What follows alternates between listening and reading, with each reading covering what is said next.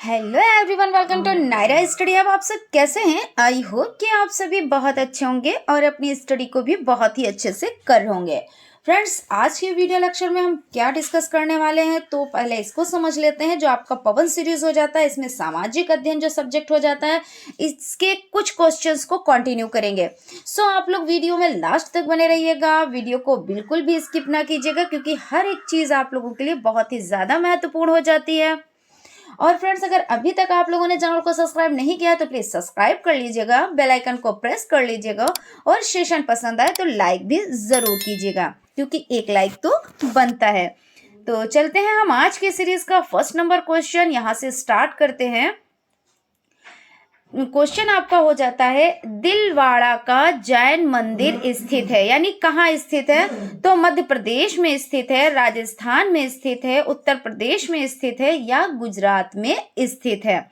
तो अगर बात की जाए दिलवाड़ा का जैन मंदिर, तो अगर इसकी हम बात करते हैं तो 1231 में वास्तुपाल और तेजपाल नामक दो भाइयों द्वारा बनवाया गया था। अगर ये बात की जाए कि कब बनवाया गया था, तो 1231 में। प्लस किसने बनवाया था? तो वास्तुपाल और तेजपाल, ये दो भाई थे, इन लोगों ने बनवाया था। और क्वेश्चन जो आपका हो जाता है कि कहाँ पर स्थित है, तो राजस्थान में स्थित है। इस तरह से आपका जो बा ऑप्शन है वो राइट हो जाएगा। उसके बाद अगला क्वेश्चन आपका है, पल्लवों के प्रसिद्ध रथ मंदिर किस स्थान पर निर्मित है? तो कांची में, बंगी में, महाबलीपुरम में या तंजौर में। तो पल्लवों के प्रसिद्ध रथ मंदिर जो हो जाता है, ये आपका हो जाता है महाबलीपुरम, यानी कि सा ऑप्शन राइट हो जाता है। और पल्लव वंश के महामल्ल या नरसिंह वर्मन प्रथम ने महाबलीपुरम में क्या किया था? प्रसिद्ध 5 रथ मंदिरों का निर्माण कराया था। तो इस तरह से आपका जो सा ऑप्शन है वो राइट हो जाएगा। गीत गोविंद के रचयिता हैं तो कौन है? जयदेव हैं, जायसी हैं, अमीर खुसरो हैं, उपरोक्त में से कोई नहीं। तो इसमें आपका आंसर जो राइट हो जाएगा, गीत गोविंद के रचयिता हैं। कौन है? जयदेव हो जाते हैं, यानी कि आ ऑप्शन आपका राइट हो जाता है। और इसमें अगर हम बात करते हैं,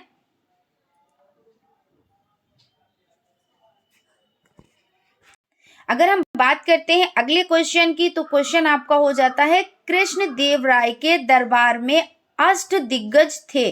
कौन थे? 8 मंत्री, 8 तेलुगु कवि, 8 महान सेनापति, 8 परामर्शदाता। कौन थे?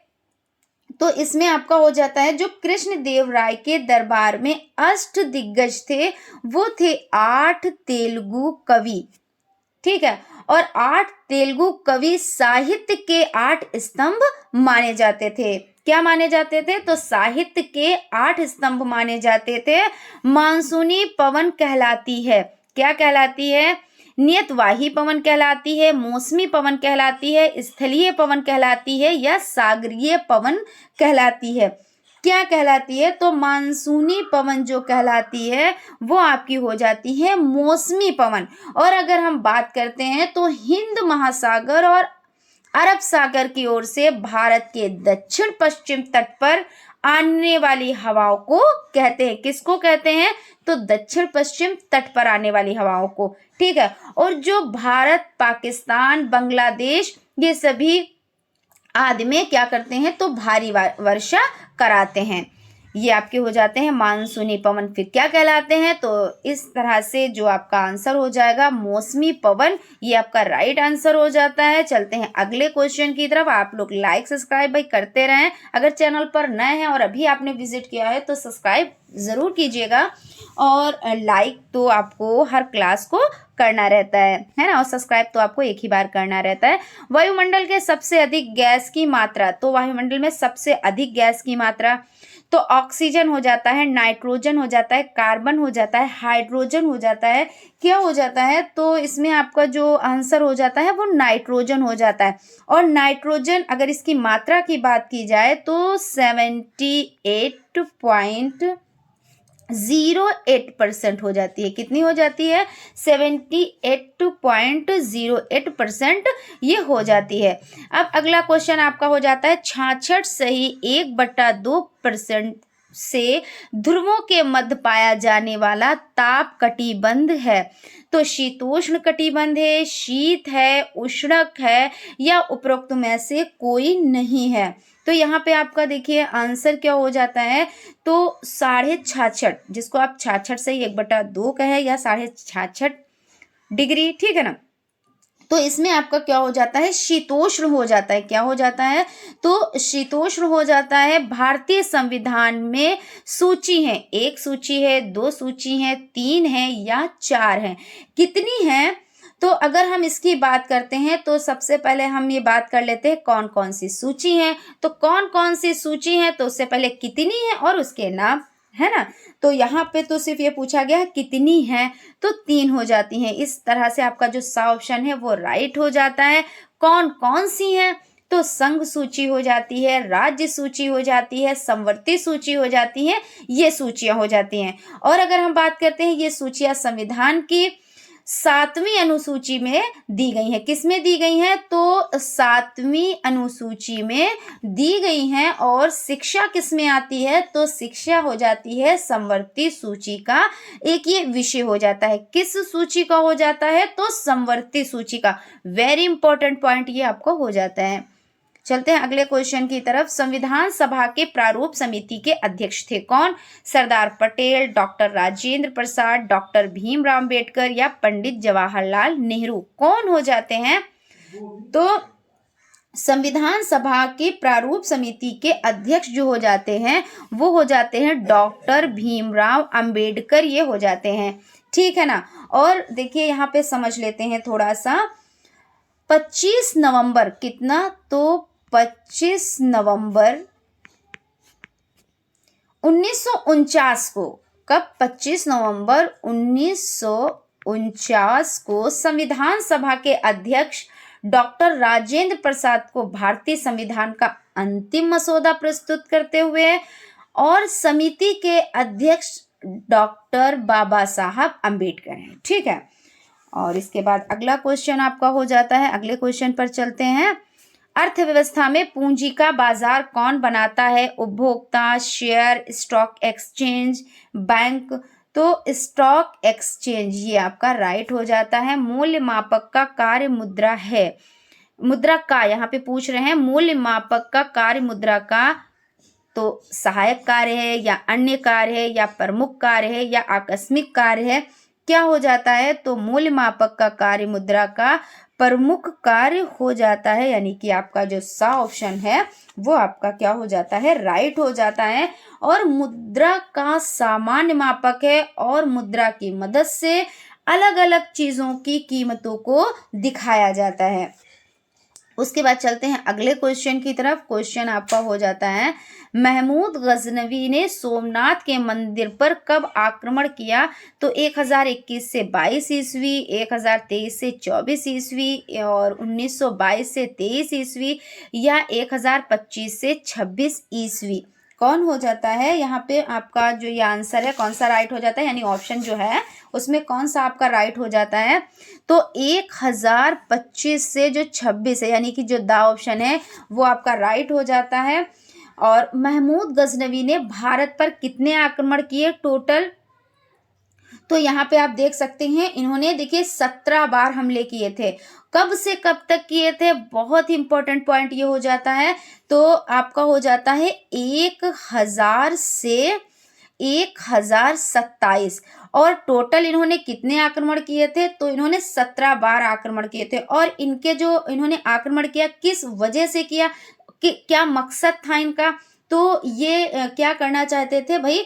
सोना लूटना चाहते थे, इनका यही मकसद था। लेकिन ये विफल रहे और लास्ट में इनको क्या सफलता मिली। और इनसे हमें बहुत कुछ सीखने को मिलता है कि इन्होंने देखिए 17 बार आक्रमण किए और इनको 16 बार हार मिली, लेकिन फिर भी इन्होंने हार नहीं मानी और लास्ट में क्या हुआ, इनको जीत प्राप्त हुई।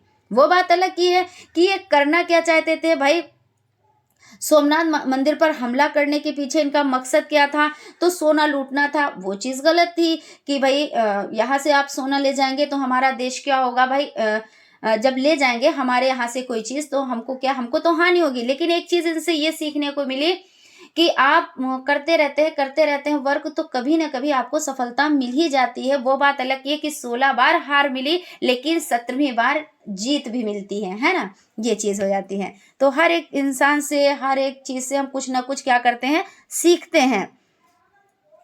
उसके बाद आपका अगला क्वेश्चन हो जाता है, तराइन के मैदान में मोहम्मद गोरी का किस राजा के साथ युद्ध हुआ? तो जयपाल, जयचंद, आनंदपाल, पृथ्वीराज चौहान, किसके मत? तो तराइन के मैदान में मोहम्मद गोरी का किस राजा के साथ युद्ध हुआ? तो पृथ्वीराज चौहान हो जाते हैं। कौन हो जाते हैं? तो पृथ्वीराज चौहान। इस तरह से आपका द ऑप्शन राइट हो जाता है। और अगर बात की जाए तो तराइन का जो प्रथम युद्ध था वो कब हुआ था? तो 1191 में। कब हुआ था? तो 1191 में हुआ था। और द्वितीय कब हुआ था? तो 1192 में हुआ था। और ये जो डेट्स हैं ये बहुत ही ज़्यादा, जितना हम कहें वेरी वेरी इंपॉर्टेंट उतना कम है, लेकिन इसमें आप 5 स्टार भी लगा सकते हैं, ये इतना इंपॉर्टेंट हो जाता है। तो इन डेट्स को आप लोग अच्छे से याद रखिएगा। और जैसे आपका हो जाता है पानीपत का प्रथम युद्ध, पानीपत का द्वितीय युद्ध, पानीपत का तृतीय युद्ध, घाघरा का युद्ध, ये सभी युद्ध बहुत ही ज़्यादा इंपॉर्टेंट है। और इनके सन, क्योंकि भाई आप हिस्ट्री पढ़ रहे हैं, इसमें सन तो आपको अच्छे से ही पढ़ना रहता है, क्योंकि इसमें इससे रिलेटेड क्वेश्चंस ज़रूर से ज़रूर पूछे जाते हैं। उसके बाद आपका हो जाता है, गुलाम वंश का प्रथम सुल्तान था तो कौन था? इल्तुतमिश, गयासुद्दीन बलबन, कुतुबुद्दीन ऐबक, रजिया सुल्ताना, कौन थी? तो यहाँ पे आपका हो जाता है गुलाम वंश का प्रथम सुल्तान, तो कुतुबुद्दीन ऐबक हो जाते हैं। कौन हो जाते हैं? तो कुतुबुद्दीन ऐबक हो जाते हैं। और कुतुबुद्दीन ऐबक ने कब? तो 1206 से 1210, कितना? 1206 से 1210 ईस्वी तक शासन किया था। और यहाँ पे अगला क्वेश्चन हो जाता है, गयासुद्दीन बलबन दिल्ली का शासक बना, कब बना? तो 1206 में, 1210 में, 1211 में और 1266 में। तो गयासुद्दीन बलबन दिल्ली का शासक बना। कब बना? तो 1266 इसका राइट आंसर होगा। कौन सा आंसर राइट होगा? तो 1266, यानी कि द ऑप्शन आपका राइट हो जाएगा। और बलबन का शासनकाल कब से कब तक चला? तो 66 से तो स्टार्ट हुआ भाई, इन्होंने शासन जो संभाला तो कब से? तो 66 से। और कब तक चला? तो यहाँ पे देखिए 1266 से 1286, ठीक है ना? तो यहाँ तक इनका शासनकाल चला। उसके बाद चलते हैं अगले क्वेश्चन की तरफ। दिल्ली में लोधी वंश की स्थापना की, बहलोल लोधी ने, सिकंदर लोधी ने, इब्राहिम लोधी ने और संग्राम सिंह ने। तो किसने की? तो यहाँ पे आपका हो जाता है बहलोल लोधी हो जाते हैं। कौन हो जाते हैं? तो बहलोल लोधी हो जाते हैं, इसका राइट आंसर है। और तालीकोट का युद्ध हुआ सन 1565, सन 1568, सन 1560, सन 1590। तो तालीकोट का युद्ध अगर बात की जाए तो 23 जनवरी, कितनी? 23 जैन और 1565, कितना? तो 1565, यानी कि आपका जो ऑप्शन है वो राइट हो जाएगा। और 65 को लड़ा गया था। और ये युद्ध जो हुआ तो विजयनगर साम्राज्य और दक्कन जो सल्तनत, यानी इनके बीच में हुआ था। ऐसे क्वेश्चन भी आ सकता है, और ज़रूरी नहीं है कि सिर्फ सन ही आए, डेट भी ये आ सकती है। जैसे कब? तो 23 जनवरी, 25 दिसंबर, ऐसे करके 4 ऑप्शन दे दिए। और उसमें से आपको क्या कीते? अब आप सोचेंगे कि हमने तो पढ़ा था सन 1565 और यहाँ पे जनवरी फरवरी पूछ लिया, यानी मंथ पूछ लिया, तो दिक्कत है। तो सभी चीज़ें आपकी जब तैयार होती हैं ना, तब कैसे भी घुमा के भी क्वेश्चन कर ले, आप कर ले जाते हो। लेकिन जब चीज़ें आप रटते हो तो क्या होता है, फिर वो रटी रटाई चीज़ें हमको बहुत ज़्यादा काम नहीं आती हैं। चलते हैं अगले क्वेश्चन की तरफ। विजयनगर साम्राज्य की शासन व्यवस्था में राज्य को कितने प्रांतों में बांटा गया? 6 प्रांत, 15 प्रांत, 20 प्रांत, 30 प्रांत। तो कितने प्रांतों में बांटा गया? तो यहाँ पे आंसर जो आपका हो जाएगा ना, वो आपका हो जाएगा, जो ऑप्शन आपका आ है वो राइट हो जाएगा। 6 प्रांत, ये राइट है।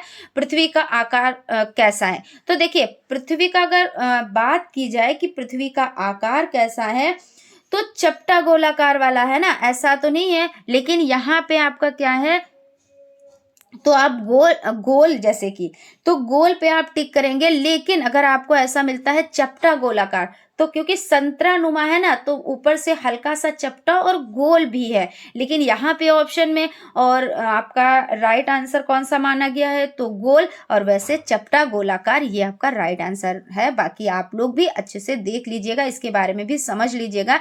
ये क्वेश्चन बहुत ज्यादा फंसाता है, लेकिन आपको किसके बेस पे चलना पड़ेगा? एनसीईआरटी के अकॉर्डिंग। तो वहां पे गोल को माना गया है, और अगर गोल चपटाकार है तो भी वो ठीक है। भारत में ग्रीष्मकालीन वर्षा का मुख्य कारण है? चक्रवात है, मानसूनी हवाएं हैं, व्यापारिक हवाएं हैं, और आपका हो जाता है पछुआ हवाएं हैं। कौन सी हो जाती हैं? तो यहाँ पे आंसर आपका हो जाएगा, आपका जो 84 का है ना, वो आपका हो जाएगा मानसूनी हवाएं, यानी बा ऑप्शन आपका क्या है? तो राइट है। और संविधान लागू किया गया तो सन 1946 में, सन 1949 में, सन 1950 में, सन 1948 में। तो संविधान कब लागू किया गया? तो ये आपका हो जाता है सन 1950 में। ठीक है। और सेल्यूकस तथा चंद्रगुप्त मौर्य के बीच युद्ध हुआ था तो कब? 326 ईस्वी पूर्व में, 321 ईस्वी पूर्व में, 322 ईस्वी पूर्व में, 305 ईस्वी पूर्व में। कब हुआ था? तो सेल्यूकस तथा चंद्रगुप्त मौर्य के बीच जो युद्ध हुआ था वो 305 ईस्वी पूर्व में हुआ था, यानी कि आपका द ऑप्शन राइट हो जाता है। और आज की सीरीज का लास्ट क्वेश्चन, इसको भी देख लेते हैं। अगर अभी तक आप लोगों ने चैनल को सब्सक्राइब नहीं किया है तो प्लीज सब्सक्राइब कर लीजिएगा, बेल आइकन को प्रेस कर लीजिएगा, और हो सके तो अपने फ्रेंड्स में भी वीडियो जरूर शेयर कीजिएगा। क्योंकि देखिए, आपका तो बेनिफिट होता है, अच्छी बात है, लेकिन आपके अपनों का भी बेनिफिट होना चाहिए। तो आप लोग वीडियो जरूर शेयर किया कीजिए और लाइक भी जरूर कर दिया कीजिए। और हमारी कोई तो आपसे डिमांड नहीं, सिर्फ एक लाइक की डिमांड रहती है। उसके बाद आपका अगला क्वेश्चन हो जाता है, मौर्य साम्राज्य का अंतिम सम्राट कौन था? तो अशोक, और आपका हो जाता है कुणाल, वृद्धरथ या पुष्यमित्र, कौन हो जाते हैं? तो यहाँ पे सा ऑप्शन आपका राइट हो जाता है, वृद्धरथ, ये आपका राइट आंसर हो जाता है। तो फ्रेंड्स, यहाँ पे आपका सेशन होता है कंप्लीट। आई होप आप लोगों को सेशन पसंद आया होगा। मिलते हैं हम लोग अगले क्लास में, तब तक आप लोग अपना ख्याल रखें और स्टडी को कंटिन्यू करें। Thank you.